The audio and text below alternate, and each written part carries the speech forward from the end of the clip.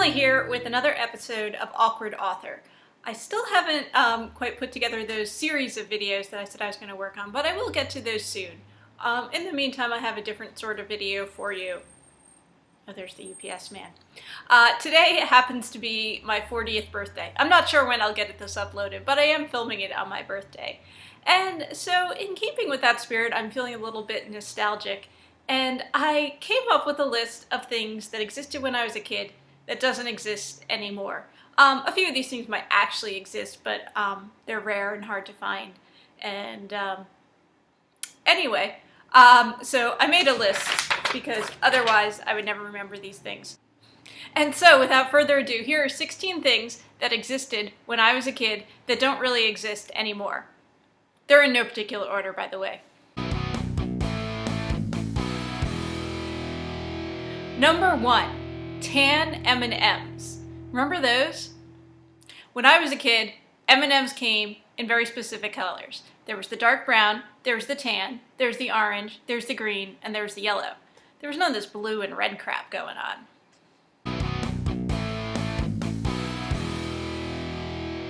And then speaking of colors, who remembers colored toilet paper? I think there were colored tissues too.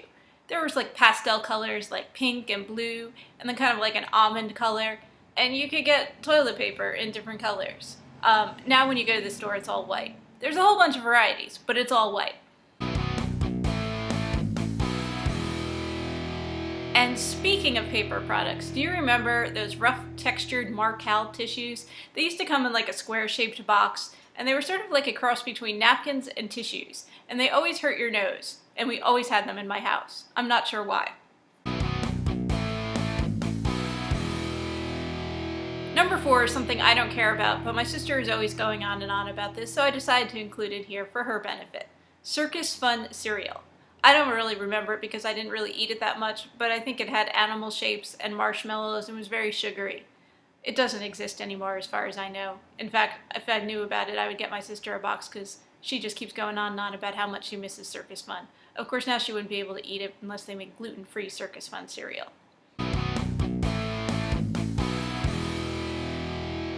This is a weird thing that I remember from, like parties or church suppers or something. There were these plastic cup holders that would hold disposable cups, Solo brand cups, maybe other brands too. And so the plastic part was reusable, and it had like a handle on it, and so you could drink your coffee or whatever you drank in the cup without having to hold a disposable cup. So it was kind of weird. I mean, you would still have to wash the holder, so I don't know what the benefit was over not just having a non-disposable cup. But anyway, you don't see those anymore, maybe because they were such a weird thing and there was no need for them. There's all sorts of technology things that have just kind of disappeared as technology has changed so much.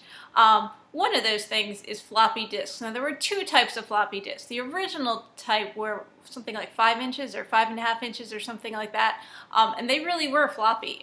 They were really made of a thin plastic and were very fragile, and like half of them wouldn't work right and stuff like that, and they held almost no information whatsoever.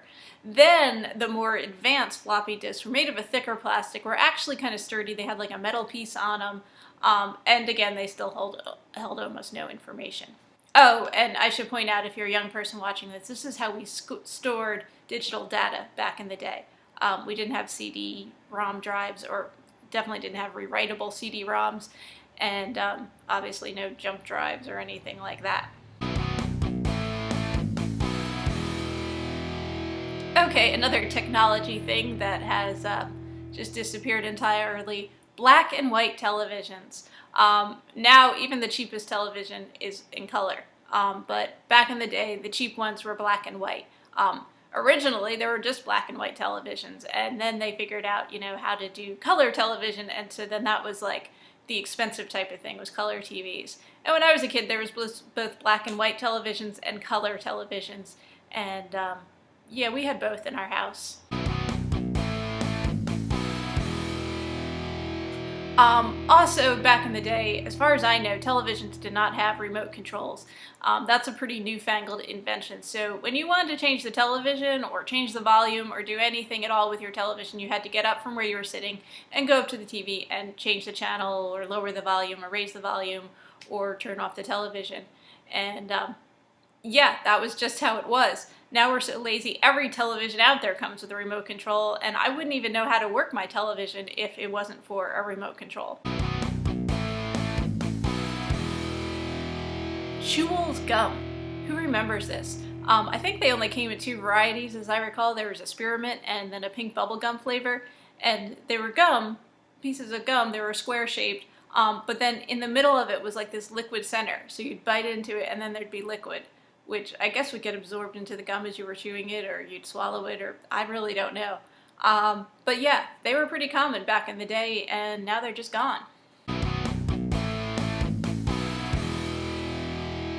Oh, another tech thing that has disappeared, daisy wheel and dot matrix printers. Back in the day, we didn't have bubble jet printers, we didn't have laser printers, so we had these old-fashioned printers. Now, a dot matrix printer printed everything with dots. So everything that you saw, like a picture or words, everything was made up of tiny little dots, little like pixels type of thing, but they were printed on paper. And the thing with dot matrix printers is they were never really dark, like everything printed out kind of faintly.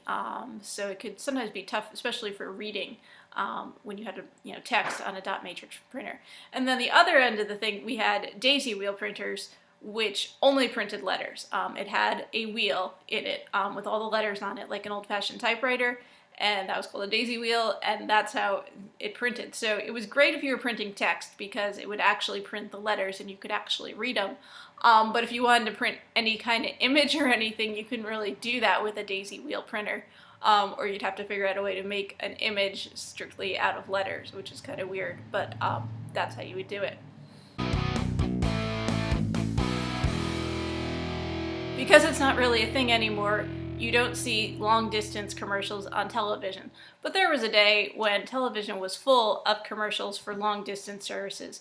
Now you see a lot of commercials for cell phone service. It's pretty much the same companies. I think MCI is gone, but the others, AT&T, well, it was like Bell Atlantic, now it's Verizon, but whatever. Yeah, they used to have like competing commercials, like, 10 cents a minute, 5 cents a minute. And sign up for our long distance service, and that was the thing. Like if you wanted to call somebody who didn't live in your area code or didn't live in your state, then you'd have to have long distance coverage on your landline telephone, and so these different companies would compete to see whose rate was the best and who you would go with as your long distance carrier. And also related to that, collect calls. There used to be television commercials for these as well. And so if you wanted to call someone and you were on the road somewhere, you would have to use a payphone. And to use a payphone, you needed money, coins, to make a call. Some of these calls could be pretty expensive if they were long distance calls. And so then there was collect calls. So to make a collect call, you would usually dial 0 and ask the operator to make a call. And then there were different companies like I don't know, there was different 1-800 companies, and they had supposedly the best rates for collect calls. And how a collect call would work is the person you were calling would have to accept the charges for the call, and they would be the one to get stuck paying for the call. Sometimes collect calls could be really expensive, so that's why there were these commercials for these different services that supposedly had the best rates on making collect calls. Postage stamps that you lick. Now they are all self-stick, which is pretty cool. But back in the day, none of them were self-stick, so you had to lick them to affix them to the envelope that you were mailing. When I was a kid, my dad said that his saliva didn't work for making things sticky, so that would be my job and my sister's job. If we went to the post office, we would have to lick the stamps for him. I know that sounds really strange, but my dad's a little strange. Helmetless bike riding. So when you were a kid back in the day, there were no bike helmets. Obviously, we didn't really care about our safety and weren't worried that if we fell off our bike, our brains would splatter all over the road. But on the other hand, you could just hop on your bike, ride somewhere, feel the wind in your hair as you were riding. I know it's different nowadays for kids, and so there's a lot more safety conscious stuff. I mean, there's all kinds of things like child safety locks in cars, and kids aren't allowed to sit in the car anymore while mom goes into the store and things like that, which weren't really issues at all when we were kids. And speaking of cars, back in the day, every car came with ashtrays and cigarette lighters. Now, what's funny is if you're wondering about like when you have devices like your charger for your phone or your charger for your GPS, and you wonder why the plug is such a weird shape, well, all those plugs were designed to fit into the cigarette lighters that were in cars. And so nowadays we still have those outlets in our cars, but we don't have the cigarette lighter that went with it. And it was like a little thing that you would push it in, and it would get hot in the thing, and you'd pull it out and you'd light your cigarette with it. So those are gone, but the outlets are still there. Kind of weird. Okay, and finally, one more phone-related technology thing, busy signals. And I remember somebody telling me about this recently, like a kid or somebody was trying to call someone who had like a landline phone and didn't have call waiting or anything, and kept getting like a busy signal and said, oh, their phone must be broken, there must be something wrong, because they'd never heard a busy signal before. So they do still exist, but they're rare. And so back in the day, let's say you wanted to call someone, they might be on the phone with someone else. If that was the case, you wouldn't be able to reach them. All you'd get was a busy signal. So you wouldn't get voicemail, you wouldn't get, there was no call waiting, they couldn't put the other call on hold to answer your call. All of that was new technology. Back in the day, you got a busy signal and you would just have to try back later and see if you could reach them. So guys, that's it. That's just me being a geezer. There are so many more things I'm sure that I'm not thinking of that existed when I was a kid that don't exist anymore. But yeah, what are some things that you remember from when you were a kid that aren't around anymore? Let me know in the comments. Okay guys, I'll see you again soon with probably a more author-related video. Okay, take care everyone.